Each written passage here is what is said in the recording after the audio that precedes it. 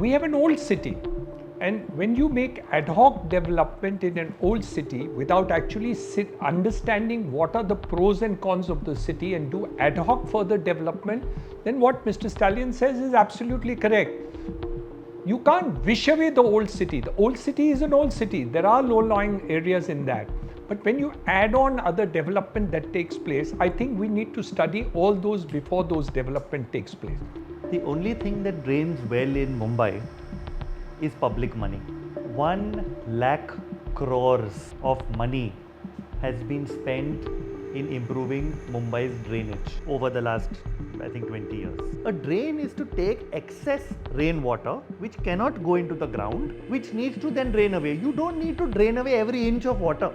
You need to drain away only the excess water. But the system is made that every inch of water that rainwater falls is now put into a drain and tried to throw out to sea. What happens to the rainwater when it's thrown into the sea? It gets destroyed because it's now become seawater. It's of no use to anybody. The coastal road, was it needed to reduce the traffic? Maybe yes. Whether it should have been made on reclaimed land? Certainly no. If this is not my personal opinion, this is what the government agencies themselves said way back in 2012, that reclaiming land is not acceptable. It will cause more climate disaster into the city. So make it on stilts. The same people turned around in 2019 and said no, making it on reclamation is better. Earlier we would say we don't have the money. Now we realize that we have the money, but we are not using the money in a proper way. I think that's the thing. The combination of the two is essential. Political doesn't matter. In decades and decades, there are different politicians are there. It's not the same person is running our city for ever. What you see anything in our city, improvements are making it worse. It is not making it better. And drainage is the perfect example.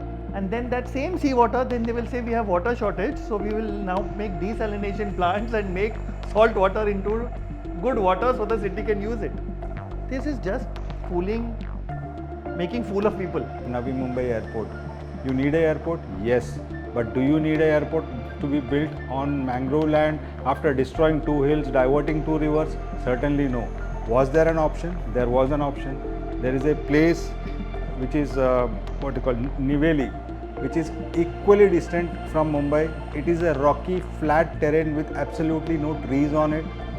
Perfect for an airport. That land was acquired for an airport, and then the government dropped it and went to Navi Mumbai and did all this kind of environmental damage and made the airport.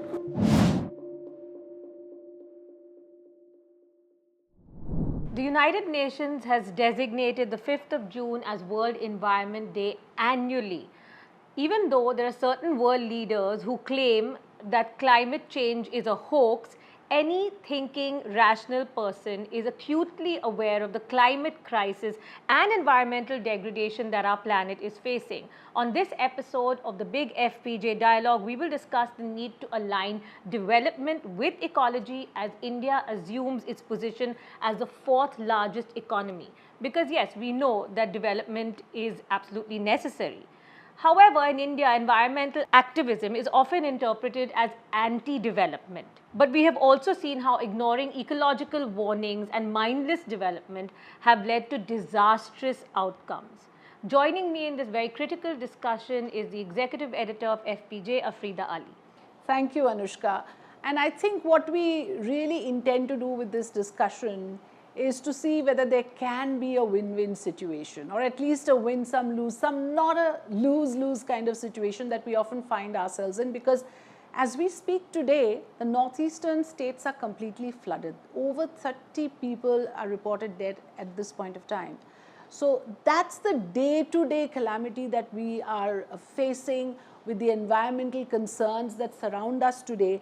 What I want to understand from our panelists today is that, is it enough to just have one day dedicated to the world as the World Environment Day, or do we need a more sustained effort? What sort of a sustained approach, a committed approach can we have in this, Anushka? Yeah, absolutely. A sustained effort is imperative, and you know, like you said, it can't be a zero-sum game. It has to be a win-win situation. And to discuss this, we have an expert panel. I'm going to introduce it that way. We have Stalin Dayanand, Director of Environmental NGO Vanshakti. We have Zoru Bhathena, passionate Mumbai-based environmental activist, and we have Hiranandani, Managing Director of the Hiranandani Group, a leading real estate developers. Thank you very much for joining us. And first, I'd like to address the first question to Stalin. We're in the midst of monsoons. Of course, monsoons have come early, as every year now they're coming earlier and earlier. But the minute we have our first rains, we see a lot of urban centers and metropolitan cities come to a standstill. We saw this happening in Bangalore. This is supposed to be the tech hub. Mumbai, Pune, of course, we've seen disastrous things happening in the northeast as we speak. Does this sort of expose faulty planning or lack of planning? We see low-lying areas hit the hardest. Why are we seeing this year after year? You asked the correct question, because now we already, even as the monsoon has just started, we are witnessing flooding. It's lack of planning, definitely. If you look at the process, the concept of leaving the natural drainage pattern untouched is lost. Every area, every site in the world, in our country, in our city, has a natural drainage pattern that ensures that the water, some of it runs off into the soil, some of it goes and meets the water body, the wetland, water body, lakes, wherever. Where does the stormwater go? It has to go to some place. Now, when you create obstructions in that path, the water will retain inside the city. Mumbai being a coastal city, we are having a challenge of seawater ingress. So when the water in the city is trying to drain out during monsoon, there is an ingress of the seawater. So the natural holding areas which used to hold the flood waters, they are impacted. The path to which the stormwater empties into those water bodies or wetlands or wherever, that has been obstructed. So the water has to collect somewhere. So till it is low tide, you will witness flooding. And this is not going to go away soon. You can install high value pumps and high capacity pumps and fool the people that sometime for some time, but actually what the government is doing, it is buying time. Till low tide sets in, they will show you that they are trying to combat the flooding, but they know very well they have gone wrong in the planning and the permissions itself. So, and the same case goes with Bangalore. Bangalore is a city of lakes. Where are the lakes today? What has happened to them? Where does the water go? If you don't let the water go into its receptor, it will find its way into your homes. So that's what, it's basic common sense. So tampering with the natural drainage pattern, patterns. and of course unplanned expansion in Yeah. cities. So, I mean, obviously, Mr. Hiranandani, there is a tendency to quickly blame the developers, the builders. They are the ones, the high and the mighty who come in and, who tamper, as Anushka said, with all of this. When you go about, what are the sustainability goals or alignment that you follow in the projects that you undertake? What Stalin said is absolutely right. What you really need is planning. If you plan correctly, you will not have a problem. You have to think long term, because you can't have short term solutions for long term problems that you have, whether it's climate change or it is early monsoons or anything. All these need to be figured. So let's take Powai. We're working there for 35 years. We've never had flooding. Not a single time, except one of those heaviest monsoons that we ever had, maybe a decade ago. Take the second part of it, which we do. When I entered Powai, we had just 20 trees in 250 acres. Now we have 4 lakh trees. So that makes it. And we run a sewage recycling plant, which is 4 million liters per day. That is more than what the city of Mumbai recycles in Mumbai. We do it in just one project in Powai. So it's not that you cannot do it. The question is, you have to have the foresight to plan that way. Unfortunately, 2 things have gone wrong. Number one, that we have an old city. And when you make ad hoc development in an old city without actually understanding what are the pros and cons of the city and do ad hoc further development, then what Mr. Stalin says is absolutely correct. You can't wish away the old city. The old city is an old city. There are low-lying areas in that. But when you add on other development that takes place, I think we need to study all those before those development takes place. The second is that when you make a development plan for a city, you're already giving FSI, you're giving all the other things. But all the other issues that are likely to come up are not put into the plan. They come in separately. So I think there has to be a balance of all this. Let's take the further example. We have half the population of Mumbai living in Jhopatpattis. Don't they need to be rehoused? Of course they do. But when you're developing all that, will you also compound the problems that are having today? or are you going to be able to do it? So we want the poor people to be rehoused. Some persons will say, don't do redevelopment. That's not going to work because our poorest of poor need houses. It's not only for the rich people to have Mumbai. So we have to learn how to do a balancing of development with the environment that we have today, and it's now feasible. And the We have expertise is good people available. who would be able to understand this problem, and we should do it. So as you said, now it's feasible.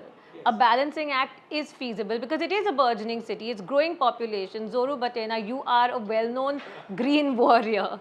Okay, you have fought many battles. Every day. Every day. Maybe you all have fought battles against each other, possible. But so if you can explain how we can achieve this balancing act, because we do need to rehabilitate slums, we do need more housing. At the same time, we have to make sure that our sort of nature provides a great barrier, a natural barrier, like things like mangroves against storms and tornadoes.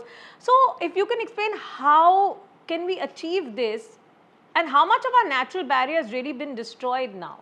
If I just may go back to your previous question regarding the monsoons, the only thing that drains well in Mumbai is public money. 1 lakh crores of money has been spent in improving Mumbai's drainage over the last, I think, 20 years. And the drainage has only become worse. If you see historically, Mumbai always flooded. I think you will find records where it flooded in the 1930s, in the 1940s, in the 1950s. There are always patches, low-lying areas in Mumbai flooded. But what is happening in our city, not only for drainage but for everything, take it road, take whatever you like the government does. They are spending money in the name of fixing it, making it worse so that they can continuously keep fixing it. And this is how our entire city is being run. It is run by only to find ways to make money. Because the moment they solve the problem, the spending stops. So very rarely will you find our authorities solving a problem. And most of the things that are done aggravate the problem. And drainage is one of the biggest issues in our city, where whatever they do, the flooding becomes worse. It doesn't become better. So there's no solution. The solutions are there for everything. There's no intent is probably The what you're saying. intent is wrong. Basically, Our it's a revenue model Our city in is that run by sense then. fixers, not by solvers. The intent is wrong. No political will. Political doesn't matter. In decades and decades, there are different politicians are there. It's not the same person is running our city for ever. What you see anything in our city, improvements are making it worse. It is not making it better. And drainage is the perfect example. And unless you fix that, how But can it's you easily ever fixable. fix? It's easily fixable. It's not that it can't be fixed. No, but then you're saying something very big here. You're alluding, you're probably accusing, I would say, the system of deliberately doing this to generate income I'm for a putting select words few. into somebody else's mouth. No, I mean, I'm interpreting what you're saying. But look at it. Look at our city. Every year, like this year, 2025, 80 new flooding spots were identified in our city. 80 new in 1 year. These are floodplains or Flooding zones. 80 in 1 year. Which never flooded earlier. Yeah. Which didn't flood earlier, started flooding this year. That means what have you done? You have done the opposite More damage, of more harm than removing good. rainwater. You have now brought rainwater into the place. so is destroying the natural barrier also part of See, this? Oh, sorry, then I need to go into little more this thing. What is a drain? A drain is to take excess rainwater which cannot go into the ground which needs to then drain away. You don't need to drain away every inch of water. You need to drain away only the excess water. But the system is made that every inch of water that rainwater falls is now put into a drain and tried to throw out to sea. What happens to the rainwater when it's thrown into the sea? It gets destroyed because it's now become seawater. It's of no use to anybody.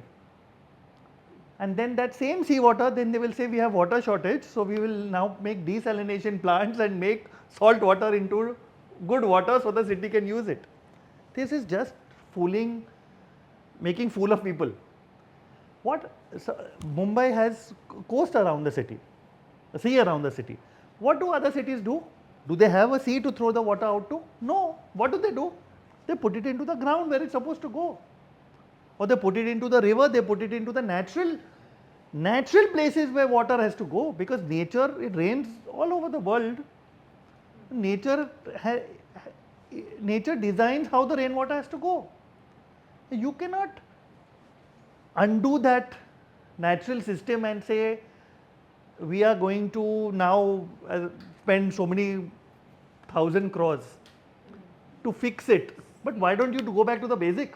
So, Stalin, what Zoru is trying to say is that, the way the system works, it's doing us more harm than good. Did I get you correct? He's saying that in the name of fixing, what you're actually doing is probably aggravating, and that is visible now, and that's what you've substantiated with those examples.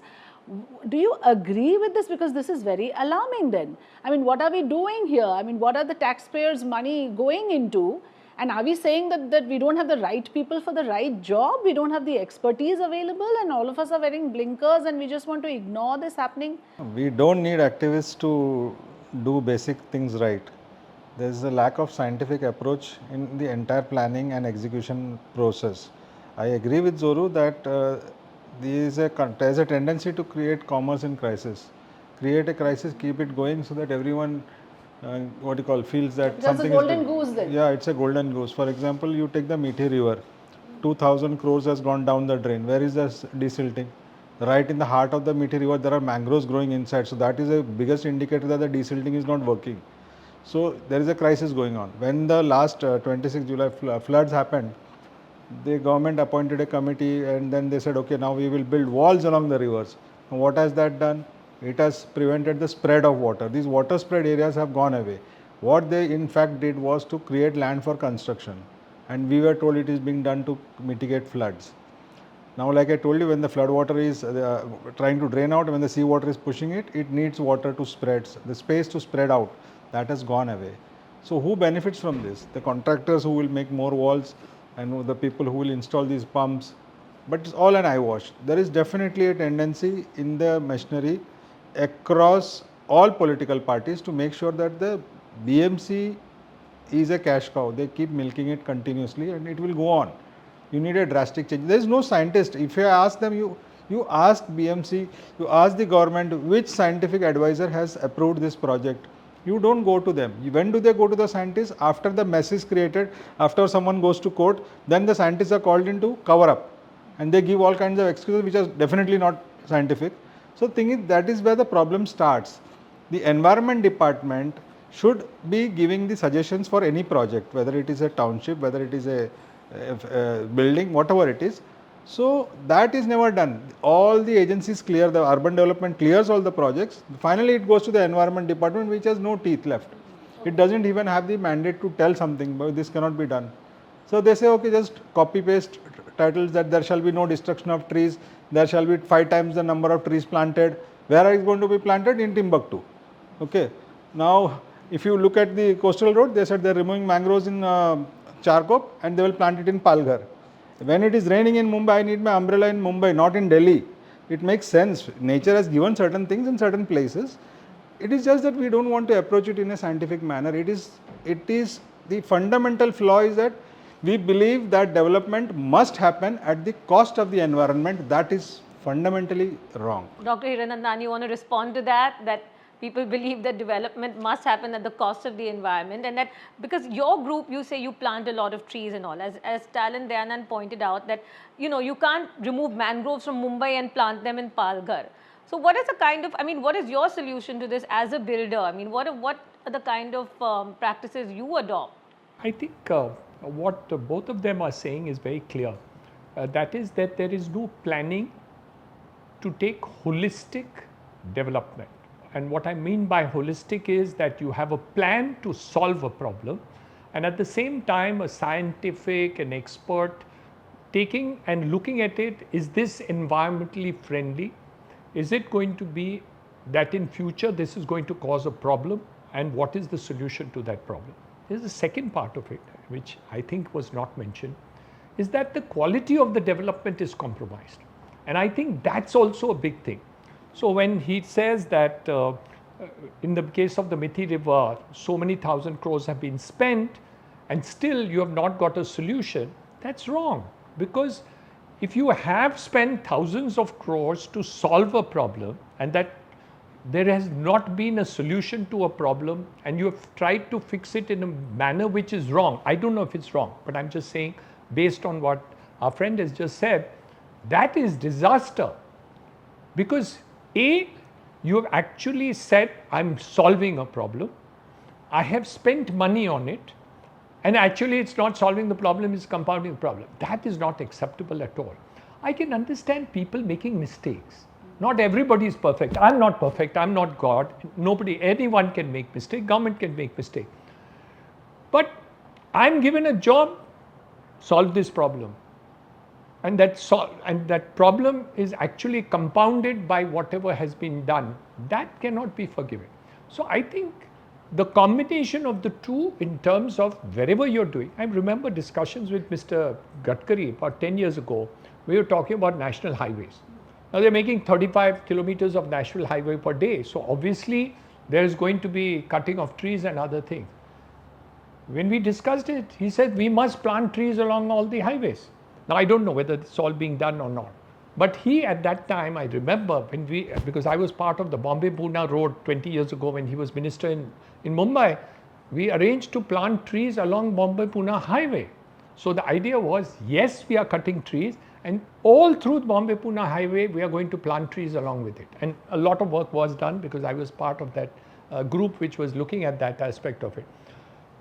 Now, if you address that problem at the time when you are planning it, obviously that's the solution that you are really going to do. But you are going to say, I'll make all the roads, I'm not going to worry about the environment anywhere, not having any channels or anything on this road, and you have the national highway going, and if water is coming from one side and you stop the water from doing it and you don't have drains going through it, then exactly what you said is going to be disaster. So every kilometer of national highway will only create a problem. So I think the balance of design with an intent to take care of the environment parallel to the problem which you have done. Earlier we would say we don't have the money. Now we realize that we have the money, but we are not using the money in a proper way. I think that's the thing. The combination of the two is essential. Yeah, so And it can, why I said it can be done, because we have seen it happen, whether it's a private development which we do, or it is government development which did national highways at that point of time.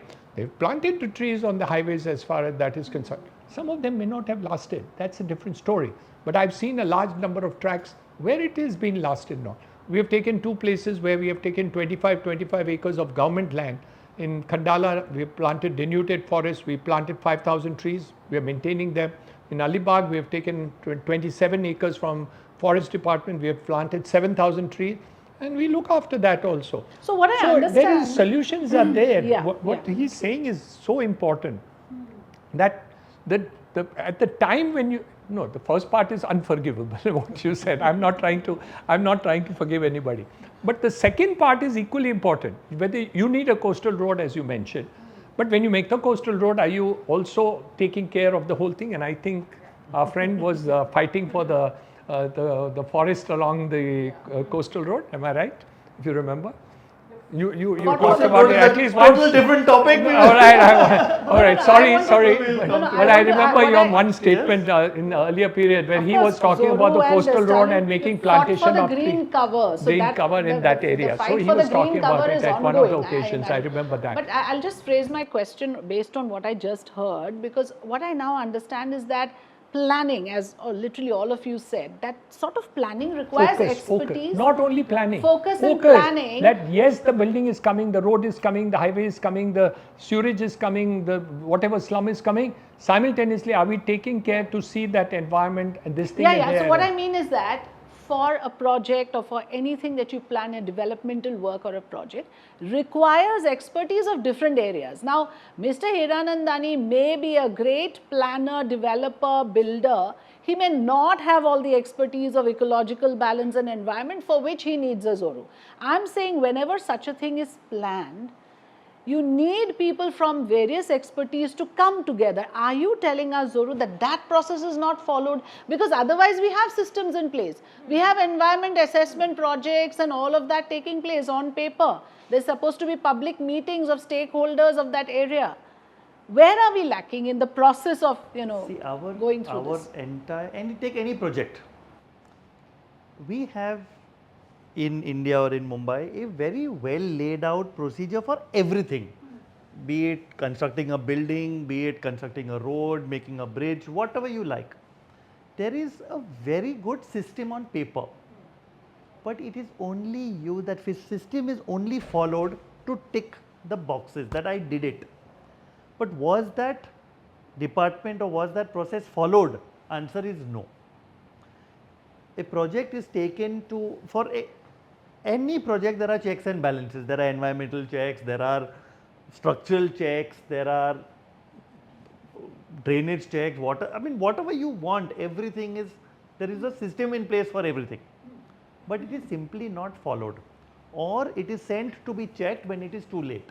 Okay. And then the person who is the authority who is supposed to keep a check on it has no other option but to say, yes, I have to approve it. And this is happening everywhere. So from what I understand is also what happens here, it's a lot of retrofitting. First you build the buildings, then you realize you don't have an adequate road, you don't have adequate drainage system. So this is also causing a lot of problems, right? I mean, Stalin, any comments on that? Definitely. Here, you see, Navi Mumbai is a well-planned city. First the roads came up, the demarcations for gardens came up, hospitals, everything was done, and then buildings were made and people moved in.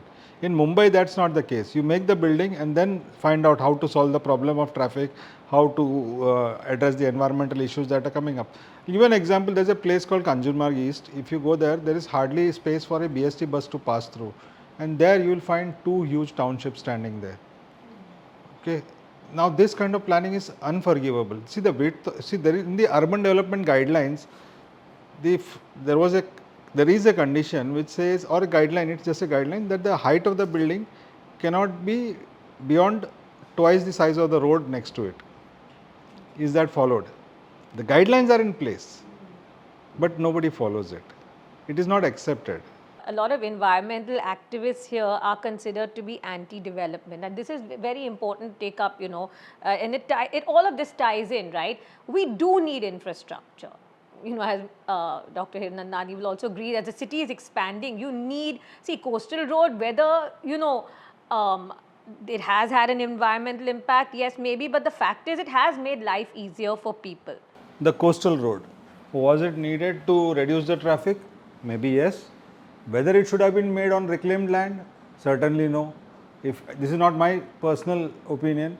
This is what the government agencies themselves said way back in 2012, that reclaiming land is not acceptable. It will cause more climate disaster into the city. So make it on stilts. The same people turned around in 2019 and said no, making it on reclamation is better. That is one example. So here is an example where you could have made a project but executed it in a much environment friendly manner. Second very important thing, Navi Mumbai Airport. You need an airport? Yes. But do you need an airport to be built on mangrove land after destroying two hills, diverting two rivers? Certainly no. Was there an option? There was an option. There is a place which is Niveli, which is equally distant from Mumbai. It is a rocky, flat terrain with absolutely no trees on it. Perfect for an airport. That land was acquired for an airport. And then the government dropped it and went to Navi Mumbai and did all this kind of environmental damage and made the airport. So let us not think that any environmental activist is trying to stop development. Every project of the government can be done provided you incorporate it in the or execute it in a manner which retains the environmental value of that the landscape, and your project is also completed. There is also a government document which is called the Guide for Citation of Industries. That document has gone missing. It was made so well that it explained which industry should come up in which landscape and how it has to be done. It is there. Everything is there. It's gone. Unfortunately, you mentioned that all the government bodies are not taking any action. How can they take action when the command comes from the top? So let me ask Mr. Hiranandani, you work closely with the government as well, right? With government agencies, being part of certain important boards. So do you think that is correct? Was Zoru saying that the intent is wrong, or is the intent misplaced, or do they not know any better, or it is just lazy way of working, the chalta hai attitude that we keep talking about? There are three levels of operation. The first level is top down. The top level must give the mandate. And the mandate now with the Prime Minister is very clear that we need to be environmentally friendly. He's mentioned it in Paris, he's mentioned it in government, he's mentioned it everywhere. And he's giving directions, and you see EV vehicles, you'll see the battery powered, you see solar power. So I think the top and down has definitely happened, which is very clear. Mr. Devendra Fadnavis is equally in the state of Maharashtra doing the same thing.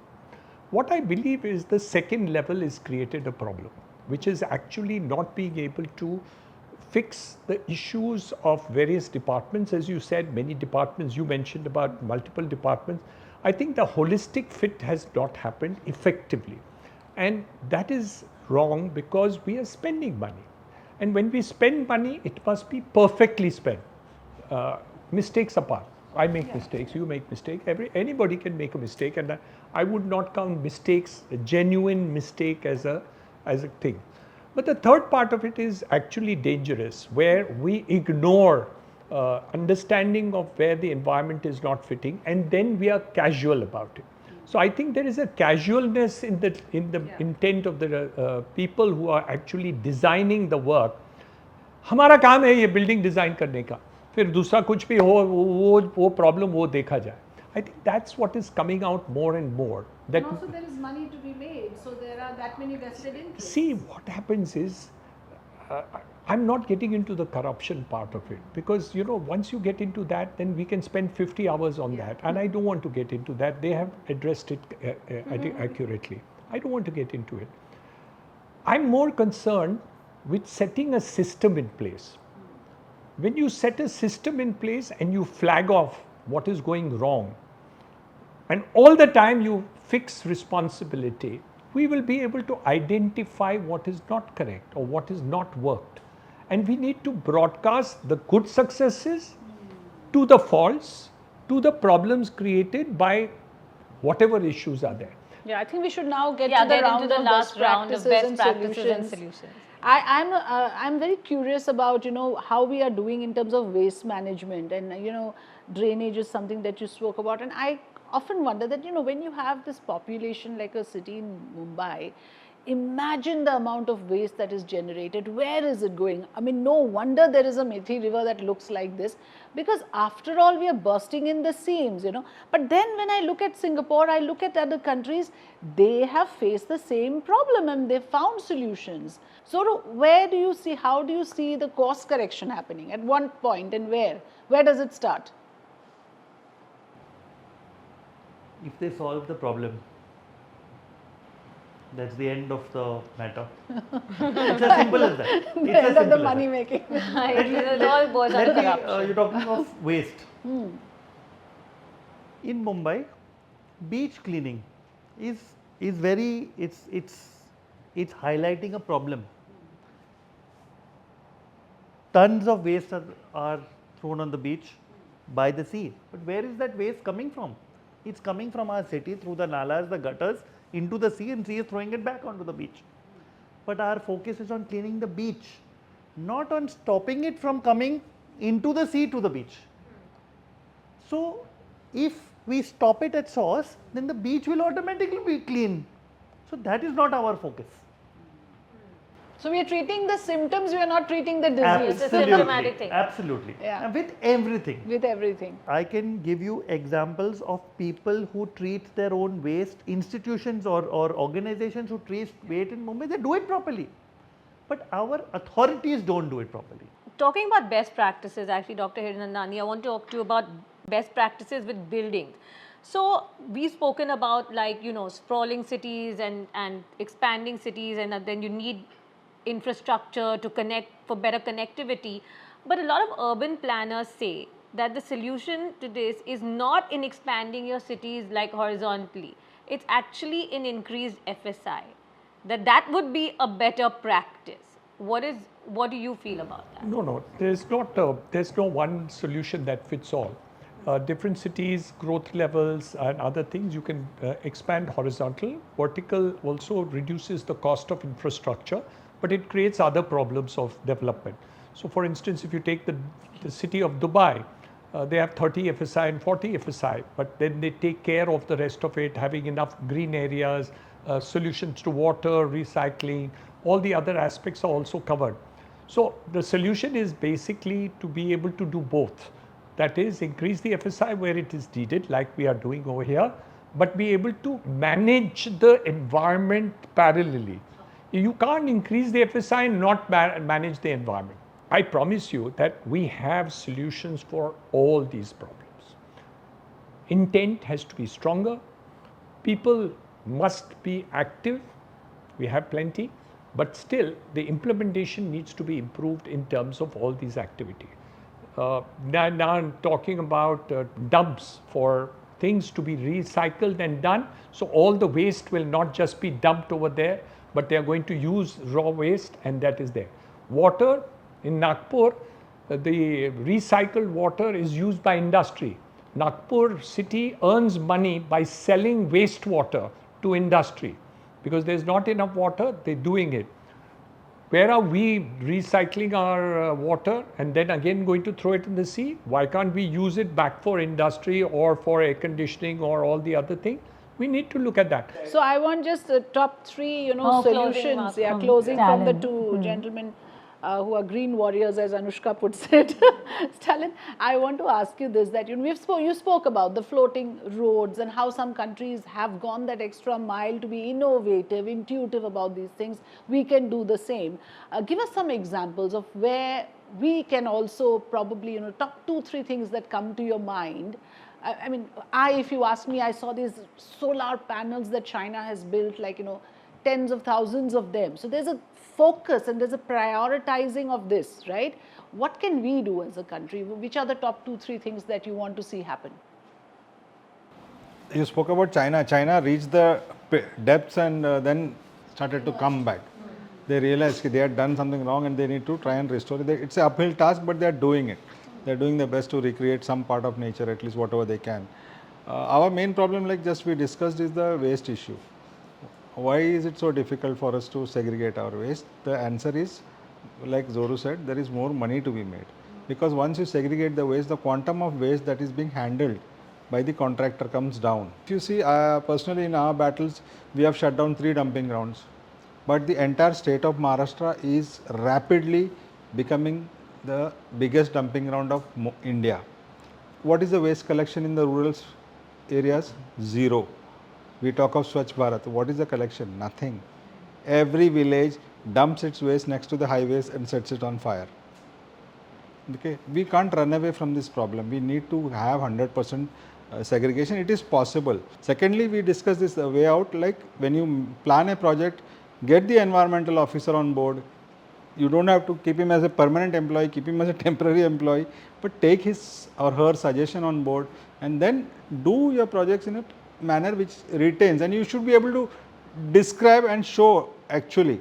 It's not just on paper. If you look at the number of trees which are cut for projects, you will find that those trees are never planted on the same site. So that's the sad part. Something that can be easily done is also not happening. Exactly. We don't see the environment as a priority. Yeah, I think it can happen at the RWA level and the community initiatives. Somehow I get a feeling it has to start from Yes, there. and like you mentioned correctly, I am personally on this opinion that vertical growth is acceptable.